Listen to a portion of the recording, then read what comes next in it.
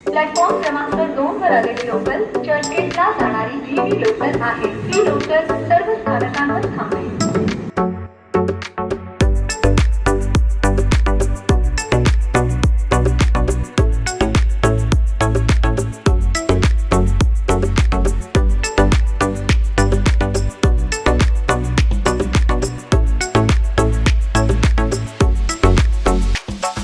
त्यानंतर प्रथमच इकडे झाडावर चढण्याचा प्रयत्न करतो. काय कुठला प्रयत्न आहे का माहीत नाही, पण झाडावर चढण्याचा प्रयत्न करतो. चढ बघ कसा आहे तो. ओंकार सरळ सरळ धावत गेल्यावरती थोडा उभा चढ आहे.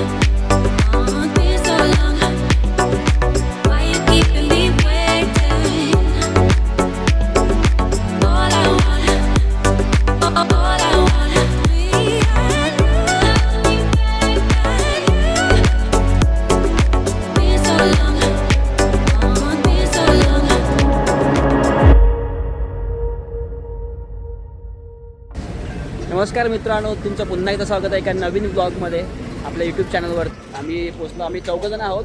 प्रथमेश आहे, ओंकार आहे, अनिश आहे आणि यावरचा सिद्धेश आहे. आम्ही आलो आहोत मुरबाड एस टी स्थानकामध्ये आणि इथून आपल्याला जायचं आहे गोरखगडला. जसं की तुम्ही बघू शकता, आपला जो टायटल आहे ब्लॉगचा गोरखगड किल्ल्याचा ट्रेक आहे आणि आज तो ट्रेक आपण करणार आहोत. आणि ह्या ब्लॉगमध्ये आपण गोरखगड किल्ला आहे ना एक्सप्लोअर करणार आहोत. फारशी काही माहिती घेतलेली नाही आहे गडाबद्दलची.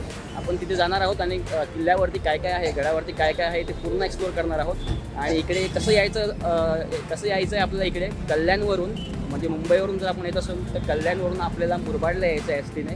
आणि मुरबाडहून आपल्याला पुढे गोरखगडाकडे जायचं आहे कोपिवली या बेस विलेजजवळ.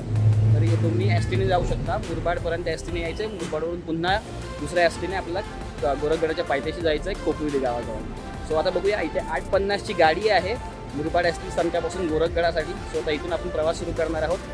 याआधी तुम्ही बघितलं असाल ओंकार माहुली गडचा आपण ट्रेक केला होता, त्या ब्लॉगमध्ये होता ओंकार आपल्यासोबत. सिद्धेश प्लसचा तुम्ही बघितला असेल. आणि अनिशचा पहिलाच ट्रेक आहे, सो पहिलाच त्याचा अनुभव असणार आहे. आणि आपल्यासोबत नेहमी असणारा प्रथमेश तिकडे आहे. सो आता आम्ही प्रवास सुरू करू. 8:50ला आपली गाडी येईल. तर असंच कंटिन्यू राहा आपल्या ब्लॉगमध्ये.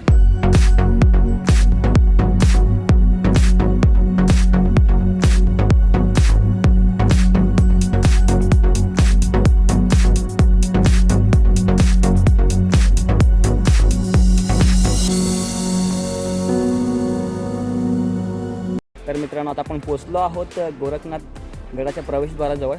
आणि जसं म्हटलं तर मगाशी तुम्हाला इंट्रोमध्ये की याचं बेस विलेज आहे ते खोपिवली आहे. पण ह्याचं बेस विलेज खोपिवली नाही आहे, तर ह्याचं बेस विलेज काय प्रथमेश? दहेरी. तर याचं बेस विलेज दहेरी आहे. आणि हे बघा, तुम्ही बघू शकता, हे वरती आहे ना, हे प्रवेशद्वार आहे. आणि इथून आपण बघतोय आतमध्ये जायला शिड्या आहेत. त्या शिड्यांनी आपण आता वरती जायचं आहे. पायऱ्या आहेत आपल्या दगडी. आणि माझ्यासोबत आणखीन 4 जण आहेत, ओंकार, सिद्धेश, प्रथमेश आणि अनिश म्हणून. तर आता आम्ही जस्ट सुरू केलं आहे ट्रेक. वाजलेत 10:05 झालेत आणि ट्रेकला सुरुवात केलेली आहे. सो बघूया, आता इथे एक आणखीन मंदिर दिसतं आपल्या समोर पुढे. सो आता मंदिरामध्ये दर्शन घेऊया आणि मग पुढच्या ट्रेकला सुरुवात करूया. मित्रांनो, आम्ही आलो आहोत मुंबईहून. सो मुंबईहून आणि पुण्याहून इकडे यायचं असेल तर हा एका दिवसात ट्रेक होतो, असा सोयीस्कर आहे. आपल्याला कल्याणवरून मुरबाडला यायचं आहे एस टीने आणि मुरबाडवरून पुढे गोरखगडासाठी एस टी आहे 8:50ची मुरबाड एस टी स्थानकामधून. ती पकडून तुम्हाला इथे 9:30पर्यंत येता येतं. सो आता आपण ट्रेकला सुरुवात करतो. हळूहळू गडाची माहिती घेत, किल्ल्याची माहिती घेत, फोटोशूट करत ट्रेकचा आनंद घेत आपण आता पुढे जाणार आहोत. असंच कंटिन्यू राहा शेवटपर्यंत. सो चला.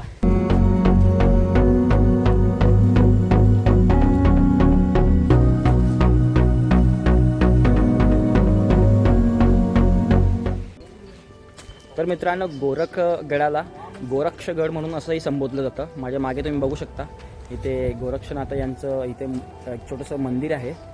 तर मित्रांनो, गोरखगड हा समुद्रसपाटीपासून जवळजवळ 2150 फूट इतका उंच आहे. तसेच 650 मीटर इतका उंच आहे समुद्रसपाटीपासून. आणि हा एक गिरिदुर्ग प्रकारातील किल्ला आहे. आणि सह्याद्रीच्या कुशीत वसलेला हा एक थंड हवाचं ठिकाण म्हणून सुद्धा ह्याला ओळखलं जातं. इथे आल्यानंतर सकाळीच खूप थंड असं वातावरण होतं. आज आपण डिसेंबर या शेवटच्या महिन्यात आहोत, डिसेंबरच्या शेवटच्या आठवड्यात आहोत. आणि इथे मस्त वातावरण आहे, थंड वातावरण आहे. आणि सह्याद्रीच्या कुशीत वसलेला हा एक छान असा किल्ला आहे, जो तुम्ही एका दिवसात एक्सप्लोअर करू शकता.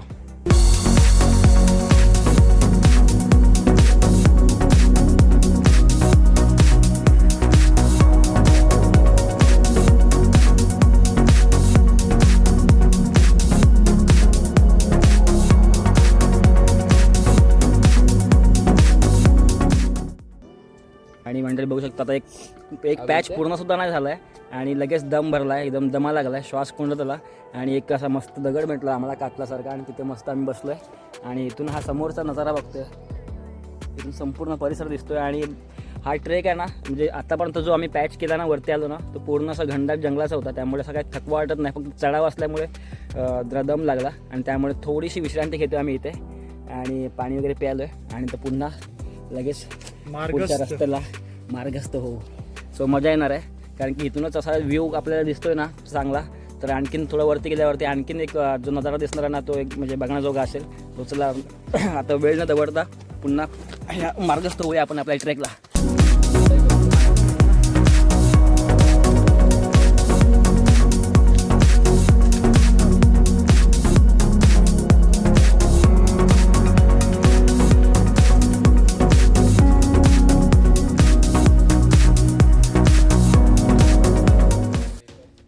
हा डोंगर चढून आम्ही पुन्हा असं खालच्या बाजूने आलो इकडे आणि समोरच आपला इकडे एक असा सुलका आहे आणि त्याच्या अगोदर ना एक रस्त्यात ना आपल्याला बघा प्रशासनाने माझ्या मते इथे डस्टबिन ठेवला होता पेंग्विनचा आणि त्याच्यावर लिहिलंसुद्धा होतं स्पष्ट शब्दामध्ये, ठळक शब्दामध्ये की माझा वापर करा म्हणून.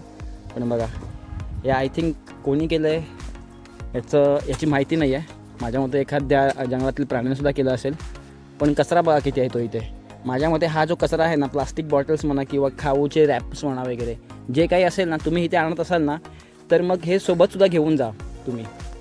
कारण की इथे जंगलात असे प्राणी आहेत जे भुकेले वगैरे आहेत, ते एक अन्नाच्या शोधात असतात आणि मग त्यानंतर मग ते कचऱ्याजवळ पोचतात, कचरापेटीजवळ, आणि मग कचऱ्याची नासधूस करतात आणि नंतर मग कचरा असा सर्वत्र पसरला जातो.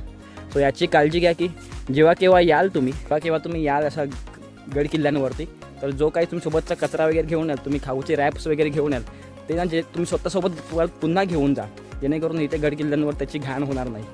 सो मंडळी आता आपण पोचलो आहोत. माझ्या मागे बघू शकता तो सुलका आहे गोरखगडाचा आणि मला तरी अजूनपर्यंत माहीत नाही आहे की किती अजून वरती चढायचं आहे आपल्याला. प्रथमेश इथे येऊन गेला आहे. काय करतो आहेस? इथे नाही चढायचं आपल्याला, तिकडे चढायचं आहे. तर प्रथमेश आपल्या आधी इथे येऊन गेलेला आहे. तो प्रथमेश सोडला तर आम्ही चौघं इथे नवीनच आहोत. ओमकार, मी, सिद्धेश आणि अनिश. आणि अनिशचा सुद्धा यूट्यूब चॅनल आहे. तर अनिशला विचारूया आपण की तुझं कोणतं यूट्यूब चॅनल आहे? अजून खुललं नाही. अच्छा, अजून ओपन नाही केलं त्याने यूट्यूब चॅनल, पण तो सुरुवात करतोय. आणि तो त्याच्या मोबाईलमध्ये बघा त्याने हे आणलंय, स्टिक आणलंय आणि मोबाईल कॅरी केलाय. सो तो शूट करतोय आणि मस्त असा तो व्लॉग बनवतोय. तर लवकर तो स्वतःचं यूट्यूब चॅनल शोधणार आहे.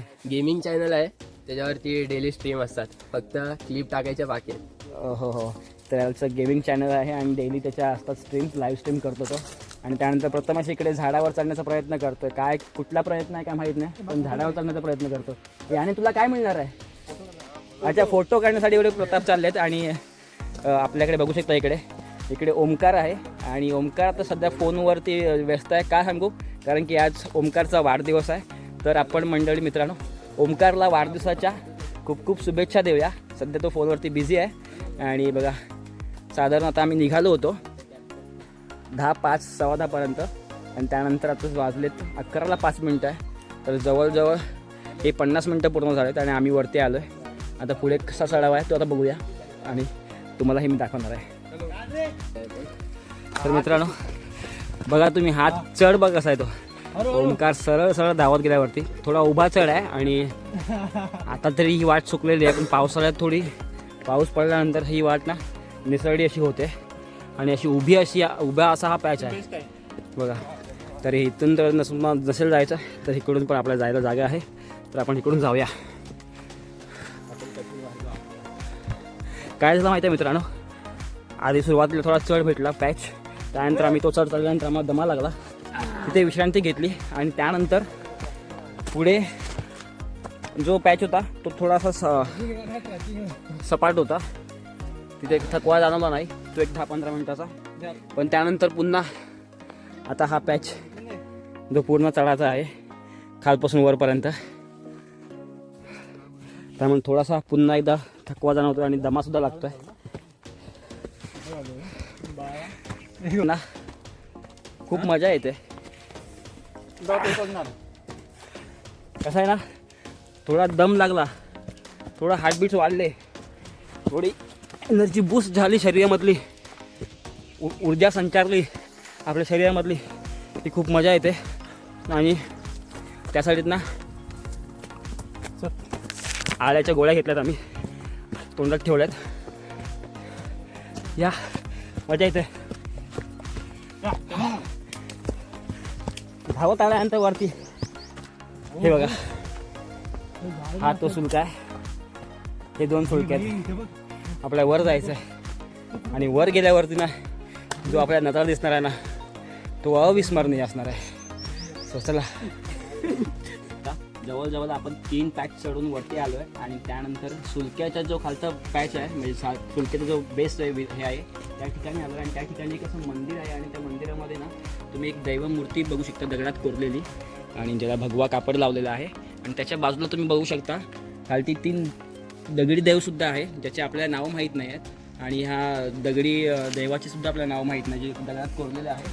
दगडी काळी पाषाण मूर्ती आहे ती आणि त्या अगदी समोरच तुम्ही बघू शकता इकडे 2 पायांचे ठसे आहे दगडात कोरलेले. आणि त्याच्या पुढे बघू शकता तुम्ही एक शिवालिक आहे, ती सुद्धा दगडात कोरलेली आहे. आणि त्याच्यात बरोबर ना तुम्ही बघू शकता ही वाट आहे, जी वाट आपल्याला घेऊन जाते वरती गोरखगडावर.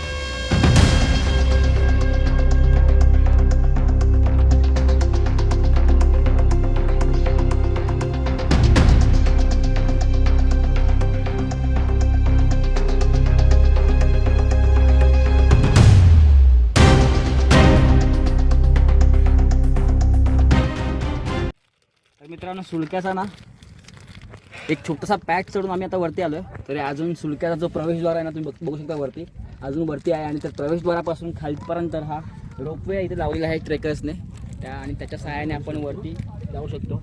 ह्या दगडात कोरलेल्या कातल पायऱ्या आहेत ज्या चढताना एक थरारक अनुभव येतो आणि खूप मजाही येते तेवढीच. खरंच छत्रपती शिवाजी महाराजांच्या मावळ्यांना खरंच शतशः प्रणाम आहे. त्यांना मानाचा मुजरा आहे जे त्यावेळेस या एवढ्या मोठ्या मोठ्या गडांवरती चढले, गड सर केले आणि गड जिंकले आणि आपल्या स्वराज्यात सामील करून घेतले.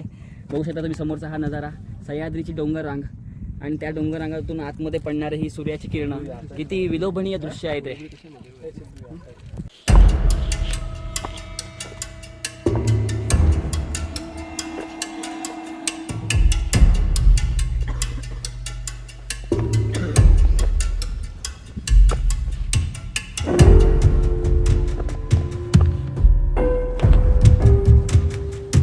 तर मित्रांनो बघू शकता समोर एक हा सुलका आहे आणि गोरखगडाचा जो सुलका आहे त्या खालती पहिला पॅच संपल्यानंतर हे एक पाण्याचा टाका आहे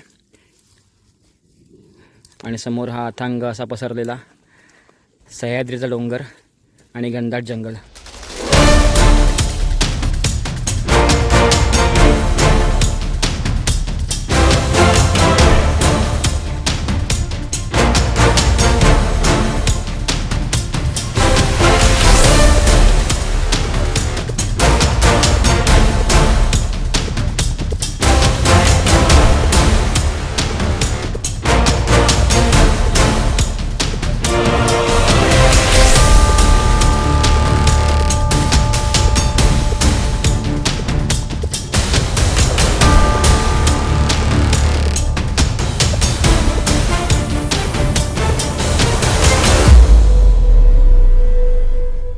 तर मित्रांनो, सरते शेवटी गोरखगडाच्या आम्ही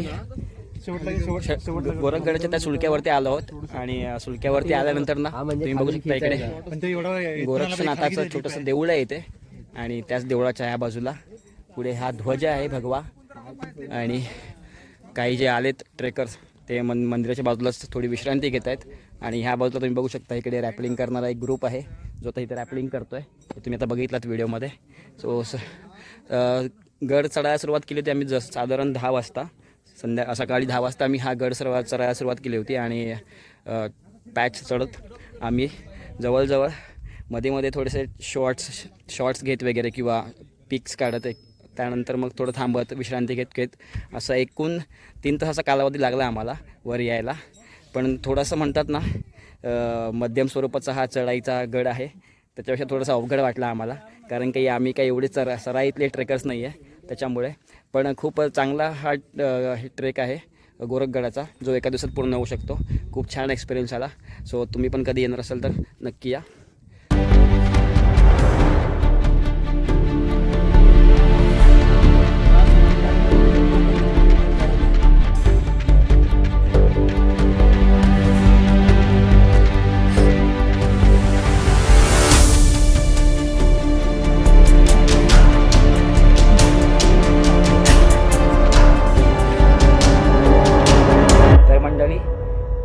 सुंदर असा अनुभव होता गोरखगडाचा. ठाणे जिल्ह्यातील मुरबाड तालुक्यात खोपिवली गावात स्थित असलेला हा गोरक्षगड, नाथ संप्रदायातील गोरखनाथ यांच्या नावावरून त्या गडाचं नाव गोरखगड असं सुद्धा गोरखगड असं पडलं.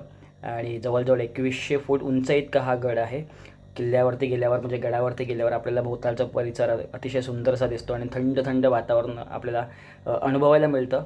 गडावरती गेल्यावरती गडावर चढताना आपल्याला पाण्याची टाकं, दगडात कोरलेली शिल्प, गुहा, तसेच कातलात कोरलेल्या दगडी सुबक पायऱ्या यांचा थरारक अनुभव पण घेता येतो आपल्याला. सो असा सुंदर असा गड आहे. थोडं ट्रेक मध्यम श्रेणीचा आहे. जर तुम्ही जात असाल ट्रेकिंगला गोरखगडला तर पूर्ण तयारीनिशी जा. म्हणजे व्यवस्थित शूज वगैरे, पूर्ण म्हणजे स्लीव्ज वगैरे आपण कपडे वगैरे घालतो ते व्यवस्थित म्हणजे जा तयारीनिशी. आणि तुम्हाला कल्याणहून मुरबाडहून खोपिवली या गावात पोचता येतं. मी दिलंसुद्धा आहे डिस्क्रिप्शनमध्ये आपल्याला कसं जायचं आहे. सो मंडळी, आता मी इथेच थांबतो आणि ब्लॉग कसं झालं आहे ते नक्की कळवा आम्हाला कमेंट्सद्वारे. व्हिडिओला लाईक करा, शेअर करा आणि चॅनलवर जर नवीन असेल ना तर चॅनल सबस्क्राईब करायला विसरू नका. भेटूया पुन्हा एकदा एका नवीन व्हिडिओ. तोपर्यंत टाटा, बाय.